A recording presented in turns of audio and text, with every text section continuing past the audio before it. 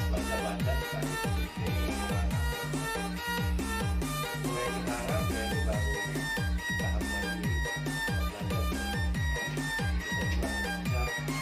upaya itu mungkin itu pemerintah dari saya kepada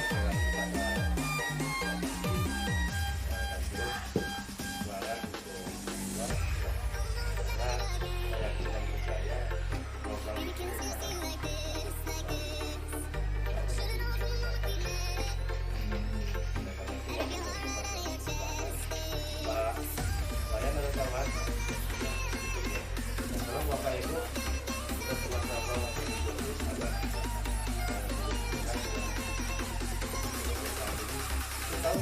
Kapan baju selesai jago?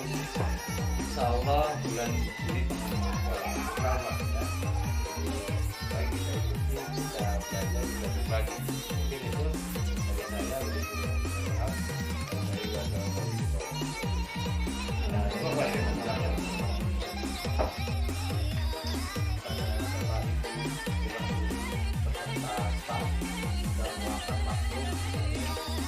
Saya untuk mempresentasikan atau dokumentasi kegiatan studi penggerak yang telah saya ikuti kurang lebih 2 bulan lalu.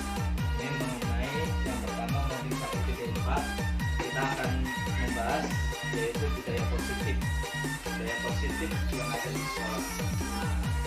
Yang saya amati dari budaya positif di sekolah kita ini masih minim sekali ya, karena kesadaran public itu juga masih kurang, terutama saya juga secara pribadi setelah saya mengikuti pendidikan guru penggerak, maka saya sebenarnya sangat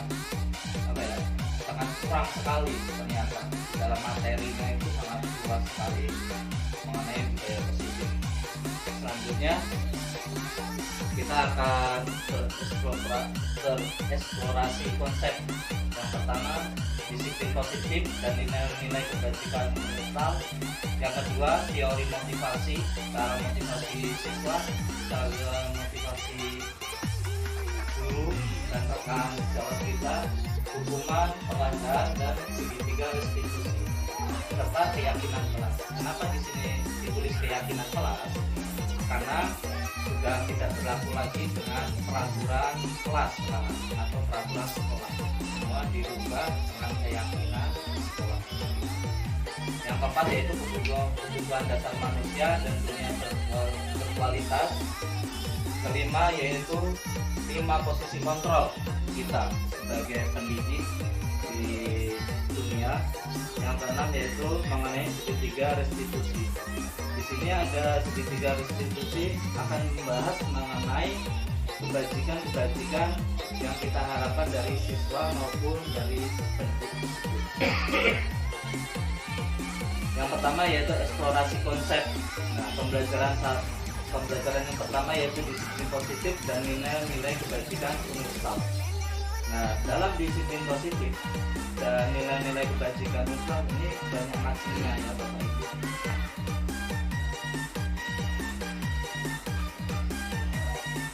Ini teori kontrol atau teori Dr. William Glasser mengenai disiplin positif. Yang pertama yaitu Anda tidak bisa mengontrol orang lain. Artinya kita tidak bisa mengontrol orang lain. Semua beralur dari diri kita sendiri terlebih dahulu. Hanya ada yang bisa mengontrol diri Anda sendiri ya. Gitu. Terus selanjutnya semua perilaku memiliki tujuan. Artinya perilaku kita itu memiliki tujuan masing-masing. Nah, di dalam sekolah ini, dalam perilaku kita itu disesuaikan dengan misi dan misi sekolah tersebut. Terus model berpikir menang-menang, kolaborasi dan konsensus menciptakan pilihan-pilihan baru. Misalnya yaitu realitas kebutuhan kita berbeda. Nah, ini kita harus digarisbawahi realitas di dalam sekolahan kita yaitu memiliki kebutuhan yang berbeda-beda. Namun untuk kebutuhan kependidikan anak atau murid kita yaitu memiliki satu tujuan misi sekolah itu.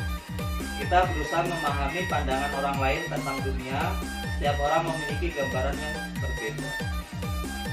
5 kebutuhan dasar manusia. Yang pertama yaitu bertahan hidup, penguasaan, kasih sayang dan rasa diterima, kesenangan dan kebebasan.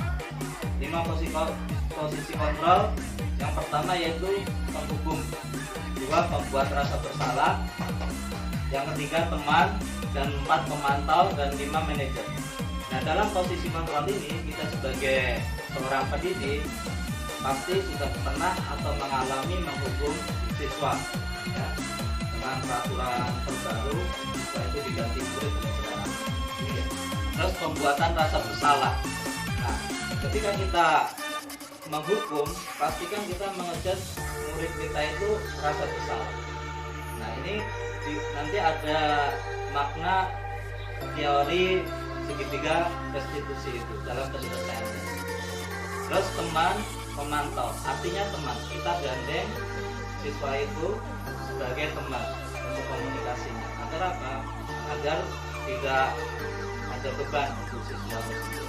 Artinya ya, dari saya pahami dari pendidikan kemarin, semuanya saya mengalami menghukum siswa. Terus ada guru yang memperbaiki dari mental itu diperbolehkan. Artinya tidak sama sekali siswa itu mengejar saya buruk atau galak dan lain sebagainya. Artinya ada guru yang menenangkan pemikiran siswa itu. Oh itu, nah makanya kamu dimarahin Pak Jo, itu harus diselesaikan tugas-tugas. Ketika kalian menyelesaikan tugas-tugasnya, pasti tidak ada memantau. Jadinya kita memantau aktivitas tersebut dari pra sampai pasca. Dan 5 manajer. Kita sebagai manajernya, bagaimana perilaku siswa terhadap kita dan rekan guru kita. Nah ini segitiga restitusinya. Menstabilkan identitas. Yang pertama itu menstabilkan identitas siswa ketika kita sudah menghukum atau berlanjut menghukum. Ini memang rahasia. Ketika saya kemarin materi, ketika ada siswa dipanggil ke ruangan guru, ya fokus satu guru aja untuk menyelesaikan permasalahan siswa. Ketika ada rekan guru ikut campur, maka mental si murid ini akan berjalan. Pastinya rekan-rekan guru, oh itu sangat bandel sekali, ada tambahan lagi dari guru lain. Oh itu tugas sering terlambat.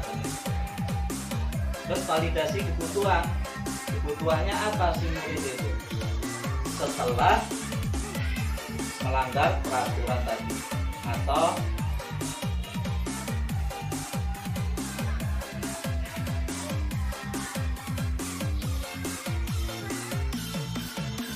peraturan ya itu. Terus menanyakan keyakinan tadi ada di YouTube Pak.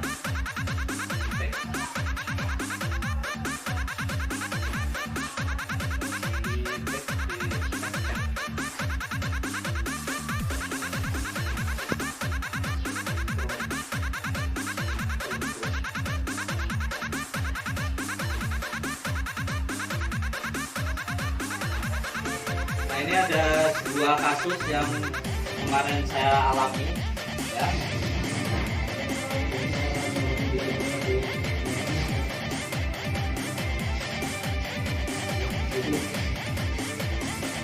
Maka hari ini alhamdulillah, tapi pelajarannya apa? Bisa tahu nggak apa tadi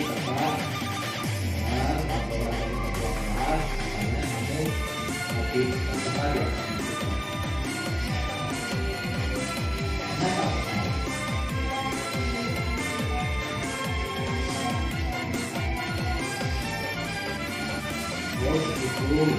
katanya kalau kamu marah dan kesal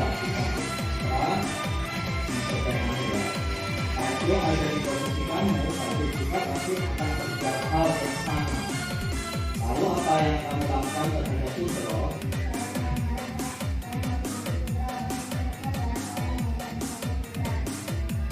Oh, begitu. Pasti kamu berbuat seperti itu ada alasannya ya.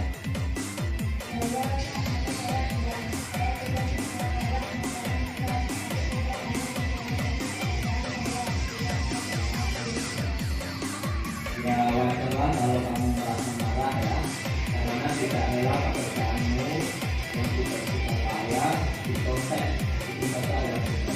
Tapi sangat menghargai tindakanmu yang tidak berpotensi baik, pada itu misalnya mengikuti itu. Sekarang coba kita pikirkan tindakan kamu marah sampai mengikat meja, apakah sesuai dengan keyakinan kelas kita? Menurut kamu keyakinan apa yang sudah dilanggar? Ya, betul. Menurut kamu saling menghormati antar teman itu penting tidak untuk kamu? Baik, kalau menurut kamu itu penting, jadi keyakinan apa yang harus kamu lakukan pada saat kamu sedang marah? Harus lebih sabar dan mengingatkan teman agar tidak mengulangi Kamu bersedia memperbaiki masalah ini tidak? Ya, Apa yang akan kamu lakukan untuk memperbaiki masalah ini? saya bersabar dan menahan amarah saya. Kalau ada teman yang mencotek, saya akan melaporkan kepada guru mata pelajaran atau wali kelas saya. Ya, tepat sekali tidak ada apa-apa. Tetap semangat dan sekarang ketika teman-teman ada yang nyontek, selalu laporan ke guru pelajaran atau wali kelas, laporan ke guru juga ya.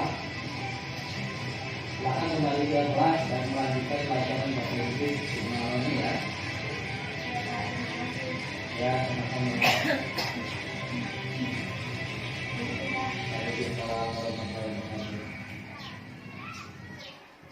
Nah, ini kita mengidentifikasi mengenai permasalahan terlebih dahulu. Kita tidak boleh langsung mengejar siswa itu bersalah. Kita tanyakan terlebih dahulu permasalahannya kenapa itu sampai ngebrak meja, karena sering dicontek si Putro. Hingga sekarang kasusnya si Putro ini sangat panjang ya, karena Putro juga ketimpa kasus juga dalam pencurian knalpot.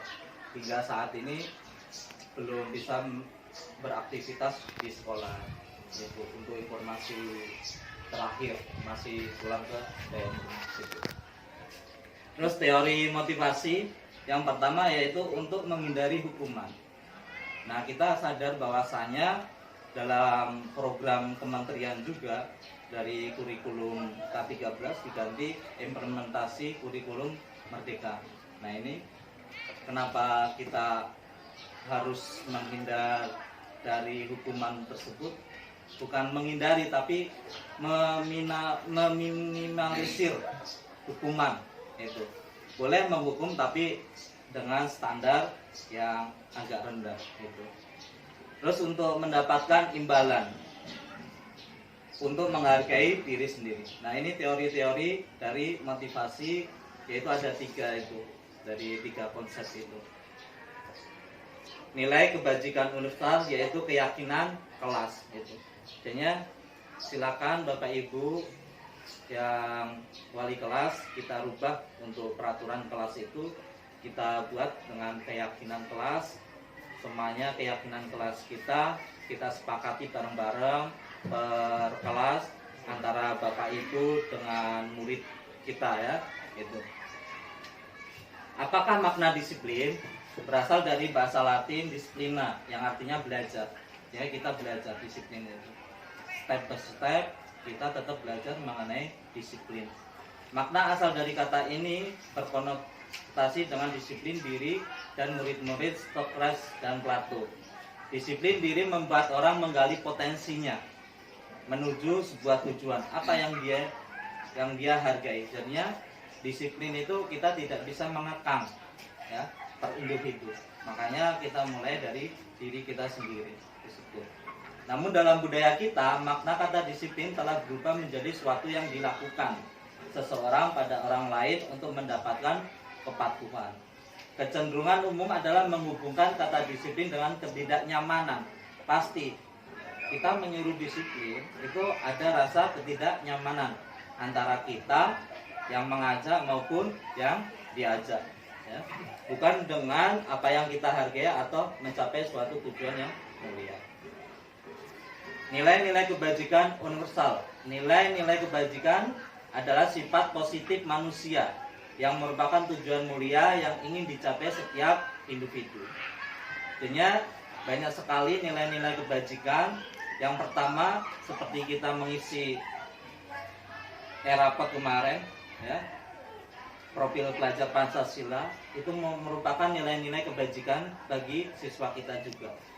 Beriman, bertakwa, mandiri, bernalar kritis, berkebinekaan global, bergotong royong, kreatif. Nah, ini dari profil pelajar Pancasila. Yang kedua yaitu teori motivasi, hukuman dan penghargaan serta restitusi. Teori motivasi perilaku manusia yang pertama untuk menghindari ketidaknyamanan atau hukuman. Apa yang akan terjadi apabila saya tidak melakukannya? Jangan takut dengan kita dihukum atau apa, tapi kita berproses. Seperti kupu-kupu itu kan prosesnya panjang sekali untuk mendapatkan imbalan dari seorang lain atau institusi. Artinya ketika kita termotivasi untuk disiplin, jangan beranggapan kita hanya untuk mendapatkan nama yang baik atau imbalan dari kepala kita atau institusi. Terus yang ketiga yaitu untuk menghargai diri sendiri. Nah ini, ketika kita disiplin, ya, untuk motivasi kita sendiri, yaitu kita kembali ke diri kita sendiri, yaitu menghargai diri kita sendiri. Seperti yang sudah disampaikan oleh Bapak Ki Hajar Dewantara, yaitu merdeka itu artinya tidak hanya terlepas dari pemerintah, akan tetapi juga cakap buat memerintah diri sendiri. Itu dihukum oleh penghargaan, bahwa penghargaan berlaku sama dengan hukuman. Ya, kita boleh memberikan penghargaan, namun pastinya ada yang namanya hukuman. Ya. Pengaruh jangka pendek dan jangka panjang. Penghargaan menghukum, penghargaan mengurangi ketepatan, penghargaan tidak efektif, penghargaan merusak hubungan. Ya, dari penghargaan ini bisa merusak hubungan antara kita dengan orang lain. Contohnya yang kita pahami kemarin bahwasanya ada yang juara kelas. Ketika kita memberikan penghargaan, otomatis yang lain itu sebenarnya kita mengharapkan untuk dapat termotivasi. Namun ini bisa merusak hubungan antar siswa tersebut. Ya. Jadinya pola pemikiran sekarang itu sudah beda jauh dengan generasi kita yang dahulu. Gitu. Dihukum oleh penghargaan. Penghargaan menurut kualitas, penghargaan mematikan kreativitas, penghargaan mengurangi motivasi intrinsik. Ini tadi. Ya. Setelah tadi kita memberikan penghargaan, bisa mematikan naluri atau intrinsiknya yang diberikan penghargaan tadi. Karena apa? Saya udah dapat penghargaan dan lain sebagainya seperti itu. Dalam memberikan apresiasi, pengakuan perlu diingat beberapa hal. Ini kita kan sering mengapresiasikan kepada murid-murid kita, yaitu beri pengakuan secara khusus, beri pengakuan secara pribadi, beri pengakuan kepada semua murid bergantian, berjenjang. Semua kita berikan penghargaan karena setiap manusia itu memiliki kekurangan dan kelebihan masing-masing secara kodrat alami. Beri pengakuan secara konsisten, fokus pada proses. Nah ini yang paling panjang, yaitu kita berprosesnya ini. Contoh pengakuan atau apresiasi kebajikan. Pembukaan kemarin saya perhatikan, nah ini dalam berdialog. Nilai kebajikan, rasa empatimu besar sekali. Nah ini nilai kebajikannya yang sudah kita sampaikan kepada murid itu tadi. Artinya kita nggak langsung mengejudge ini salah, tapi kita kasih kestabilan mental terlebih dahulu. Situasi pada saat menolong murid baru di kelas kita. Nah ini contoh-contoh dalam apresiasi kebajikan. Tindakan guru atau hukuman dan konsekuensi. Mencatat 100 kali dalam buku kalimat. Nah, ini hukuman. Ini sebenarnya sering kita lakukan selama ini, ya. Namun ya karena kita kurangnya penggalian pengetahuan, sebenarnya ketika ini dihadapkan ke zaman milenial, ini sudah tidak berlaku lagi dan sudah salah kita untuk melakukan seperti ini. Suatu hukuman, ya, ini konsekuensinya. Suatu yang menyakitkan harus terjadi, suatu yang harus terjadi. ini merupakan suatu dialog. Paksaan ini ada konsekuensinya, stimulus tanggapan. Terus ada mendorong anak menyakiti diri sendiri atau mendorong anak agar mudah menyesuaikan diri. Konsep diri yang buruk, konsep diri yang baik. Artinya setelah kita memberikan hukuman, pastinya ada konsekuensinya untuk mengembalikan mental kestabilan tadi.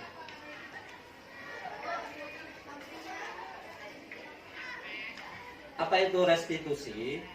Restitusi adalah proses menciptakan kondisi bagi murid untuk memperbaiki kesalahan mereka. Ya, itu. Artinya kita pull up terus ketika kita menemukan murid itu mengalami kesalahan atau melakukan kesalahan, sehingga mereka bisa kembali pada kelompok mereka, tidak dijauhi dari kelompok atau temannya. Identitas gagal, identitas sukses, ini mengenai disiplin, konsekuensi, dan restitusi.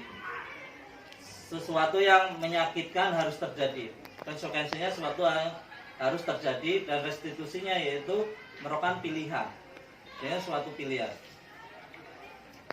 Contohnya yang terakhir, murid atau anak membenci peraturan atau keyakinan kelas. Konsekuensinya murid anak akan menghargai peraturan atau keyakinan kelas tersebut. Restitusinya murid anak menghormati dirinya dan orang lain. Ketika anak berpikir gagal, maka akan membenci peraturan atau keyakinan kelas tadi. 9 ciri-ciri restitusi. Yang pertama, bukan untuk menebus kesalahan, namun untuk belajar dari kesalahan. Kedua, memperbaiki hubungan. 3, tawaran, bukan paksaan. 4, restitusi menuntut untuk melihat ke dalam diri yang lebih jauh. 5, restitusi mencari kebutuhan dasar yang mendasari tindakan. Yang keenam, restitusi diri adalah cara yang paling baik. Keenam, restitusi fokus pada karakter, bukan tindakan. 8, restitusi fokus pada solusi. Nah, ini ketika kita sudah kebanyakan menghukum tapi belum ada solusinya. Ini. Ketika kita akan mempelajari hukuman-hukuman, pasti kita harus membackup apakah solusi terakhirnya. 9, restitusi mengembalikan murid yang berbuat salah pada kelompoknya. Ini. Yang poin ke-9 ini banyak sekali ya. Ketika kita pembuatan kelompok secara acak atau bapak ibu guru yang memilih, itu pasti ada bentrok antar kelompok tersebut. Nah, ini kita harus mengembalikan murid yang berbuat salah pada kelompoknya. Jadi kita panggil kelompok itu dan kita jelaskan secara nyata bagaimana realnya itu. Eksplorasi konsep pembelajaran ketiga yaitu keyakinan kelas. Kalau dahulu peraturan kelas, sekarang keyakinan kelas. Mengapa tidak peraturan saja? Mengapa harus keyakinan kelas? Ini. Mengapa kita memiliki peraturan harus menggunakan helm bila mengendarai kendaraan roda 2? Mengapa kita memiliki peraturan 3M, menggunakan masker, mencuci tangan dan menjaga jarak 1,5 meter? Ketiga yaitu mengapa kita memiliki peraturan harus datang tepat waktu pada saat mengikuti pelatihan. Nah, untuk mendukung motivasi intrinsik, kembali ke nilai kebajikan atau keyakinan lebih menggerakkan seseorang dibandingkan mengikuti serangkaian peraturan-peraturan ini. Ya, yang poin 1, ini kan peraturan harus menggunakan helm. Kita ganti dengan keyakinan. Bagaimana tidak menggunakan helm, apa yang akan terjadi ketika kecelakaan seperti itu. Artinya bahasa-bahasa itu yang subjektif ya. Budaya positif. Nah, ini ada lingkaran dalam budaya positif dalam kesepakatan kelas yang dikenal di lapangan tapi masih bersambut dengan aturan-aturan. ketika kita akan meyakini budaya positif di dalam sekolah, yang pertama kita harus memiliki lingkungan yang positif. Terus keyakinan kelas dan berisi nilai-nilai kebajikan universal dan peraturan kelas. Nah ini, yang peraturan kelas ini akan semakin keluar. Ketika keyakinan kelas sudah baik, maka kita bisa menciptakan suasana yang budaya positif. Jadinya ketika Senin banyak siswa yang terlambat, kita berproses, tidak langsung siswa itu ke kedisiplinannya, namun masih panjang memang prosesnya. Dari lingkungan tersebut juga berpengaruh, jadi bisa menimbulkan budaya positif. Ini yang mana yang merupakan keyakinan kelas. Mengapa? Nah ini sebuah keyakinan kelas. Contoh-contohnya, kesepakatan kelas, datang tepat waktu, mengucap salam dan lain sebagainya, akhirnya bisa ke ketertiban. Terus kesepakatan kelas juga yang di samping juga seperti itu.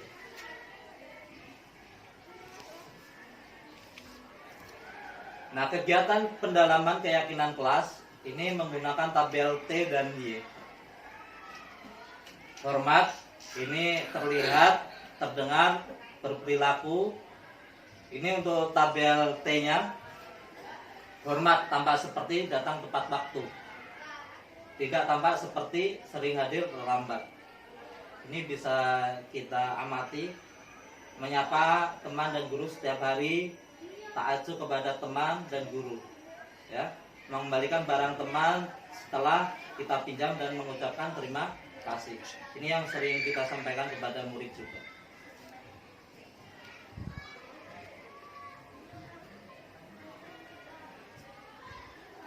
Nah, jadi setelah pendidikan kurang lebih 2 bulan itu sebenarnya dalam diri saya, umpan balik saya itu masih kurang sekali dalam berperilaku di dalam sekolah ini. Peraturan, selalu kembalikan buku ke tempatnya. Ini untuk keyakinan kelas, yaitu menuntut untuk bertanggung jawab. Seperti itu. Lanjut. Kebutuhan dasar manusia dan dunia berkualitas. Ini kebutuhan-kebutuhan manusia. Yang pertama yaitu kasih sayang dan rasa diterima, penguasaan, kesenangan, dan kebebasan, freedom. Artinya ya tidak lain yaitu kita akan mengharapkan kebebasan tersebut.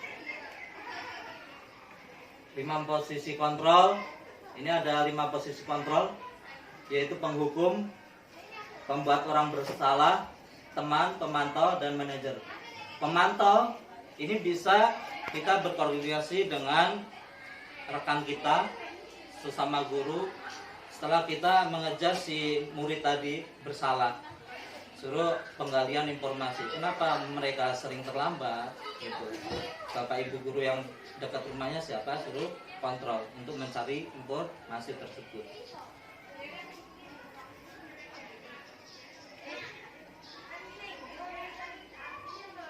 Ini salah satu tugas ya, pernyataan-pernyataan. Saya kecewa sekali dengan kamu. Nah, ini pernyataan-pernyataan. Siapa yang mengatakan ini? Pembuat orang yang merasa bersalah. Itu. Kamu tidak pernah benar melakukannya. Ini penghukum. Ini karakternya penghukum. Ayolah lakukan demi ibu bapak. Ini teman. Dia merangkul. Apakah kamu mau mendapatkan setir bintang hari ini? Ini pemantaunya. Yang teman ini jadinya kita semuanya bersih-bersih. Kita harus mendampingi dan melaksanakan ikut-ikut bersih juga. Tidak hanya sebagai pemantau. Bagaimana kamu bisa menyelesaikan masalah ini? Ini sebagai manajer. Kamu selalu yang paling terakhir. Ini penghukum. Kembali lagi. Ya, kita rubah seperti itu. Nah, ini bergerak antara. Ini kenapa bulatannya seperti ini? Ini bulatan di dalam bulatan.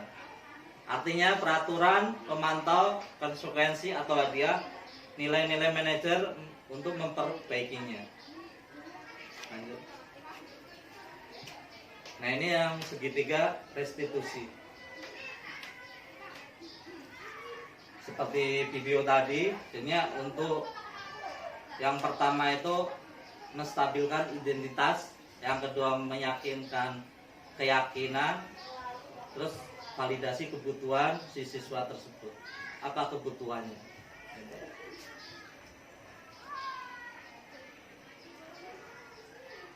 Nah, ini contoh-contohnya untuk menstabilkan identitas. Berbuat salah itu hal yang manusiawi. Tidak ada manusia yang sempurna. Bapak Ibu juga buat salah, kita pasti bisa menyelesaikan permasalahan ini. Bapak Ibu tidak tertarik untuk mencari tahu siapa yang benar, siapa yang salah. Bapak Ibu lebih tertarik untuk menyelesaikan masalah. Ini untuk menstabilkan identitas si murid tadi. Terus validasi kebutuhan. Untuk kata-katanya seperti ini. Kamu bisa saja akan melakukan hal yang lebih buruk, tapi kamu tidak melakukannya kan? Kamu pasti punya alasan mengapa melakukannya, seperti di video tadi. Memiliki alasan mengapa melakukan menggebar meja tadi. Karena si Putro itu sering mencontek hasil pekerjaan si Nisa. Apa yang penting bagi kamu? Dan lain sebagainya. Ini untuk menanyakan keyakinan kelas. Apa nilai yang kita percaya di kelas sekolah kita? Apa yang sudah dilanggar atau dari keyakinan kelas yang sudah dilanggar? Itu. Nilai-nilai universal apa yang telah kita sepakati? Kelas yang ideal itu seperti apa? Kita tanyakan, kita umpan balik kepada siswa tersebut. Kamu ingin jadi anak seperti apa? Gitu. Tetapi di dalam hal ini secara individu terlebih dahulu. Jangan dilakukan secara berkelompok ketika menemukan suatu permasalahan di dalam kelas untuk individunya.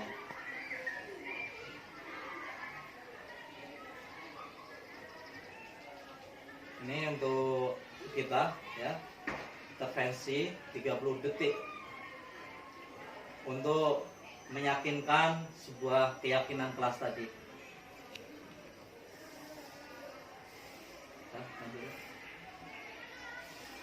Nah, terima kasih atas perhatiannya. Saya cukupkan untuk presentasi ini atau diseminasi ini. Mungkin kurang lebih kita akan sering-sering seperti ini, seperti yang telah disampaikan oleh Pak Daja. Yang saya sering izin itu pasti ada balasan WA, tolong sampaikan kepada Bapak Ibu guru yang lainnya, seperti itu hasil-hasilnya. Mungkin ada pertanyaan dari Bapak Ibu. Ya, mungkin saya dulu Pak Jo ya. Ya. Sebelumnya kita kasih hapus dulu. Terima kasih Pak Jo sudah gamblang luas menyampaikan tentang budaya positif. Itu luar biasa. Jadi jauh di era zaman saya dengan Pak Wayan gitu ya, mengajar, mendidik, membina dan sebagainya. Jadi memang itulah perubahan-perubahan di dunia ini. Jadi kalau kita tidak mengikuti itu, nanti akan selalu salah kaprah. Dan ini penting, makanya dikasih-kasihkan seperti contoh kecilnya saja. Dulu pernah terjadi saya, Pak Jo, ada yang namanya rohana. Siswa itu setiap saya masuk tidak pernah mengerjakan tugas. Tugasnya nggak banyak-banyak sih. Yang penting kalau di fisika itu tiap hari ada soal 2 biji, ada 2 buah. Setelah saya biasanya kan berdoa, sampai di mana anak-anak? Nah, jangan waktu itu kalau sendiri. Tugas Pak banyak. Nah, yang namanya wahana itu saya sampai 3 kali pertemuan juga tahu, nggak pernah mengerjakan. Jadi saya hukum waktu itu ya mungkin ya, kita waktu itu lalu menggila sih, tapi di zona dulunya ya mungkin di psikologi pendidikannya nggak mendalam. Dan lagi mungkin masih ini juga. Pokoknya wahana kamu keluar sebelum bisa mengerjakan soal itu. Akhirnya apa? Besoknya ya nggak bisa mengerjakan. Pokoknya totong hilang aja entah kemana. Saya tanya, pulang Pak. Ini nggak masuk kelas. Besoknya saya coba lagi, tidak juga mengerjakan lagi. Akhirnya hampir 1 bulan kita sekolah Pak. 1 bulan itu saya absen mana dia ada natural wah bapak mana nih katanya pokoknya juga godain lah karena fokusnya ke ada satu. Suatu ketika orang tuanya datang, saya kaget dengan wajah yang saya nggak tahu kayaknya juga diabetesnya parah gitu. Pak ada yang nyari balik ke orang tua dari lain ya. Udah agak itu juga. Ya udah minta guangan deka gini ya. Saya pengen tahu Pak katanya. Kenapa anak saya ini kalau pelajaran Bapak takut nggak masuk? Oh, berarti ini mas. Di sini kan ya. Iya Pak. Saya bilang kalau dia nggak mengerjakan, kalau sesuatunya. Setelah itu saya berikan tadi ada istilah tadi menstabilkan mental ya, stabilkan identitas kalau bahasa di Indonesia. Udah Pak, Bapak saya terima laporannya, silakan Bapak. Setelah saya banyak obrolan bertiga, silakan Bapak keluar ngobrol bertiga. Ada kawan-kawannya tadi dikatakan bisa naik, kita bertiga sama di mobil kalau setelah saya proses. Akhirnya saya tanya, kamu takutnya apa? Saya tanya, pokoknya bercerita lah dia banyak. Jadi kita tahu. Berarti apa yang kita lakukan itu ternyata setelah menyadari salah. Hukuman itu ternyata salah. Ya. Kita melakukan salah. Apalagi mencemookan di depan umum. Itu yang sifatnya itu setelah kita merefleksi itu. Akhirnya saya cari jalan keluar. Sudah, karena saya bilang kamu bisa mati. Masalah tugas, nanti ada PR, bisa, nggak bisa, buat yang bisa tetap satu. Bapak tidak akan menanyakan lagi. Jadi saya ada sistem lain. Jadi di dalam kelas tugas saya tidak begitu ekstrim lagi. Tidak begitu ekstrim lagi. Biasanya kan zaman-zaman gaya dulu, kalian tahu sendiri. Kita dibanting kan guru itu. Wah, luar biasa. Itu udah nggak kepake lagi di era zaman sekarang. Nah setelah sistemnya saya ubah, saya deketin aja, saya lihat bisa Bu, kita tapi nggak karuan. Jadi itu kita nggak boleh langsung wah ini kalau ini nggak boleh, yang pelan-pelan. Saya cuma melihat aja, ya, dalam batin saya ini apa maksudnya, nggak nyambung.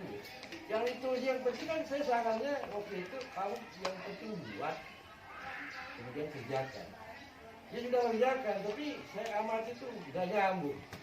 Kan kalau emosinya guru itu ini, wah tambah kesel. Disitulah kita mulai berproses kepada diri kita. Akhirnya waduh, ini luar biasa, ini tantangan bagi saya. Akhirnya saya coba, itu khusus Bu. Istirahat saya luangkan waktu itu manggil dia.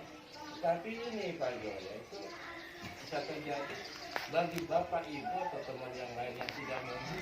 Ada apa? Semua sosial juga ada apa? Saya waktu itu dia masih muda ya. Anak itu memang besar tinggi. Wah ini ada isu-isu yang nggak beres juga. Ini juga tantangan bagi kita. Jadi kita memperlakukan itu bukan kita istilah ada motif senang, ada tidak ada kepentingan itu. Hanya ini anak itu bisa berubah. Baru kita akan lakukan. Nah, ini mungkin tanggapan yang jadi ini luar biasa Bapak Ibu. Yang paling penting bagi saya bagaimana kita dari kita sendiri.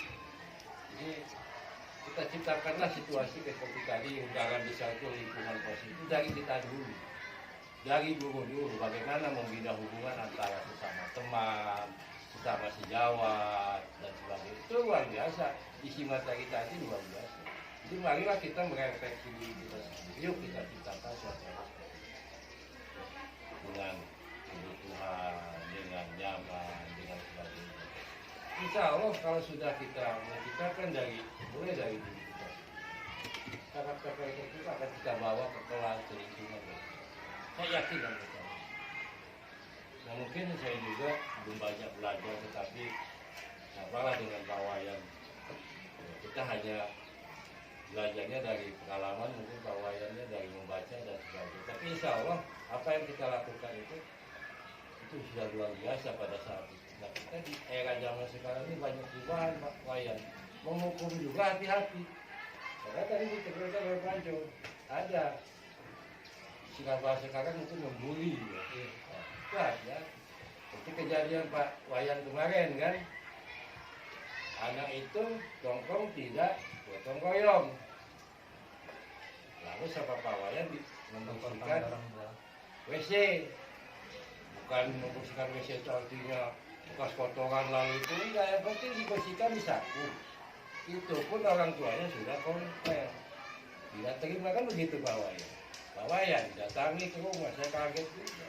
Nah oleh karena itu kita belajarlah dari apa yang telah disampaikan tadi. Bagaimana sih memproses menghukum itu yang sifatnya edukatif. Lalu yang diinginkan tuh setelah menghukum apa? Ada seperti tadi, ada solusinya, ada tindak lanjutnya. Dan masalah menghukum sudah itu sudah nggak ada lagi ya, itu nggak ada efek jerahnya. Jadi mungkin itu tanggapan dari saya sangat mengapresiasi apa yang saya sampaikan tadi. Yang paling penting apa yang saya sampaikan tadi, kita garis bawahi, kita coba untuk diri kita sendiri sebagai guru profesional kita untuk membudidayakan apa sih karakter-karakter yang bisa di pelan-pelan, tapi itu ya pelan-pelan seperti setelah kita angkat kan kita ini ada saling menghargai. Anak yang kasus tadi kan ternyata di situ ya. Secara implisitnya di situ penyakit kita harus saling menghargai. Insya Allah akan tercipta hubungan yang lebih baik, kemudian tidak akan emosi lagi, tidak akan marah lagi. Ya, mungkin itu Pak Jo, mungkin lebih banyak lagi seperti bisa terkait dengan masalah itu. Untuk Bapak Ibu yang lain kalau memang ada yang ingin didiskusikan, silakan. Itu bisa ditambahan juga untuk kita semua, kita tampil juga untuk bahan nanti pertemuan di berikutnya ya. Karena mungkin setelah presentasi bagaimana respon atau tanggapan di sekolah Pak Jo, mungkin bisa jadi oh ini ternyata guru-guru saya menanggapi seperti ini. Saya rasa itu Pak Wayan, silakan kalau memang ada tanggapan sehingga bisa memperkuat daripada teori-teori yang telah disampaikan oleh Pak Adi tadi. Begitu yang saya lihat, dan saya juga assalamualaikum warahmatullahi wabarakatuh. Silakan Bapak Ibu kalau memang ada. Ya benar ya, kita harus memvalidasi kebutuhan siswa tersebut. Seperti di hadapan kita, ketika kita mengabaikan pelajaran untuk tepat waktu, maka si anak ini bisa menyalahgunakan waktu tersebut. Karena apa? Tidak jauh dari kita sekolah dulu ya Bapak Ibu. Ya, tolong untuk mencapai budaya positif kita buat lingkaran yang positif terlebih dahulu, terutama diri kita sebagai pendidik, semuanya sudah ada jam pelajaran, tolong dengan kesadarannya untuk masuk kelas supaya terkondisi dengan baik.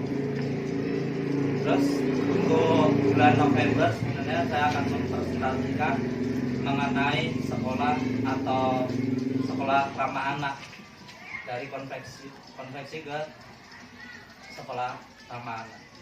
Nah itu sebenarnya, tapi materi sudah saya share di grup. Sebenarnya materi itu bagus. Kenapa kita mengikuti sekolah ramah anak? Di dalam sekolah itu kan pasti banyak kasus-kasus atau pelecehan seksual atau pergaulan bebas. Pergaulan bebas ini bisa mengakibatkan putusnya sekolah. Nah secara peraturan sekarang itu diperbolehkan tetap lanjut sekolah, tapi masih banyak persinggungan antara yang tidak setuju dan setuju. Itu masih banyak sekali belum menyadari hal tersebut. Karena ketika kita memutus untuk putus sekolah, maka harapan si anak ini sudah terputus di jalan. Terima kasih atas perhatiannya. Kalau tidak ada pertanyaan saya cukupkan dan saya akhiri. Assalamualaikum warahmatullahi wabarakatuh. Sebelum saya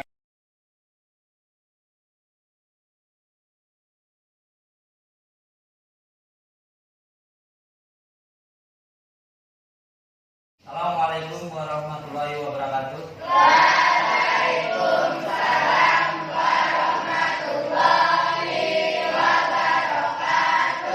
Ya, selamat siang anak-anak.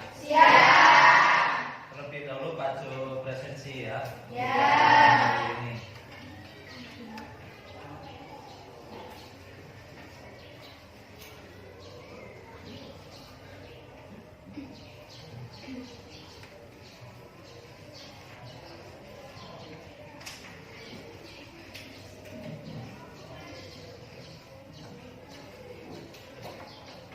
Ahmad Dendi, Ahmad Sapuan, Aldi, Ella, Ian, Jasmine,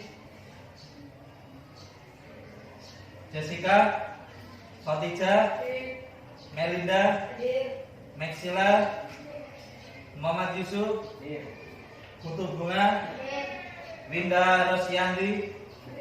Ya, alhamdulillah semua hadir ya. Pertama, kita akan membahas yang namanya keyakinan kelas ya. Tapi ini keyakinan di dalam pembelajaran ilmu pengetahuan sosial IPS ya, yang berlaku di kelas 7B.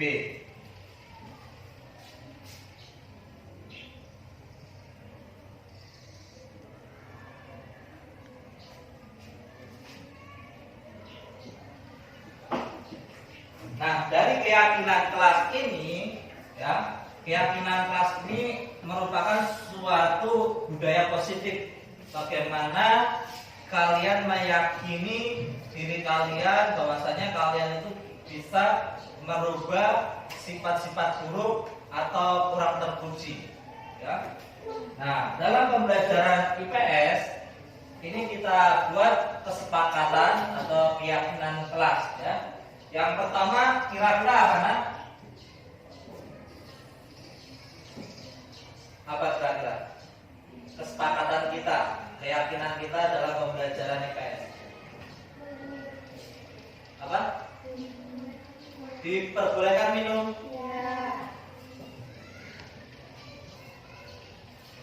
Boleh minum. Selanjutnya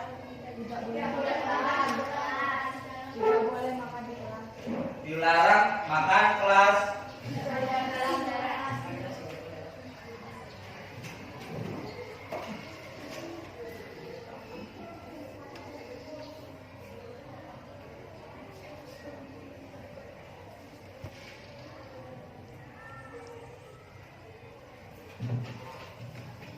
Selanjutnya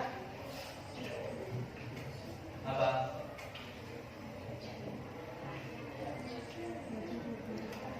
Ayo.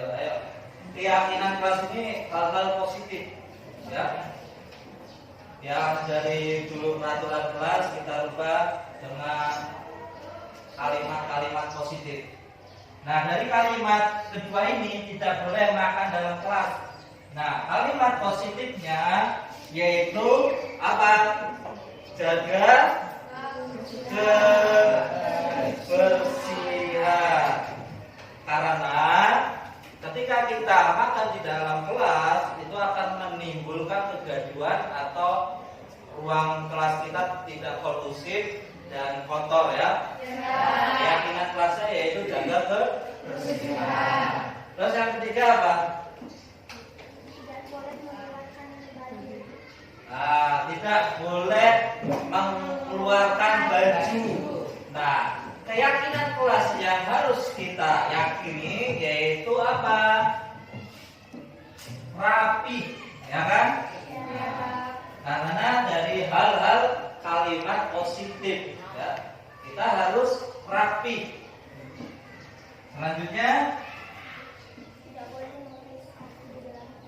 ya, itu masuk ke dalam kebersihan tadi di poin kedua, jaga kebersihan. Apabila teman-teman kalian ya yang melanggar dari keyakinan kelas ini, silakan kalian tegur dengan halus, diingatkan terlebih dahulu ya kan, dan kalian harus menyadari bahwasannya apa, harus menjaga yang namanya kebersihan. Apabila kalian memakai sepatu di dalam ruangan atau kelas kalian, maka kasihan yang akan piket selanjutnya ya.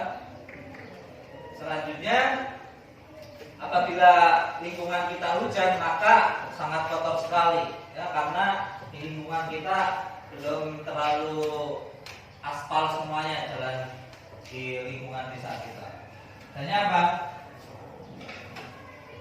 Disiplin. Ya, tepat waktu. Ya.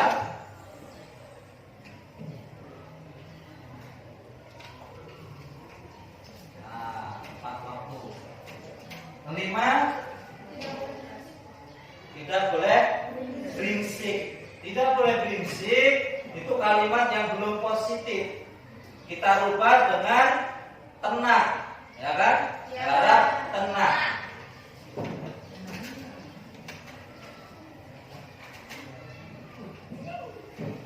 Nah, ini aja keyakinan kelas kita ya.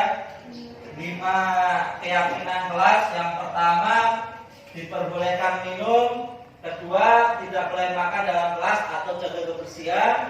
Dan ketiga, rapi. Keempat, tepat waktu, ya, disiplin. Dan 5, harap tenang, tidak gaduh, ya, dan membuat orat di dalam kelas. Ada pertanyaan, anak-anak? Nah, ini kita sepakati ya, keyakinan kelas kita. Selanjutnya kita belajar melanjutkan ke bab 3 mengenai aktivitas manusia dalam memenuhi kebutuhan ekonomi.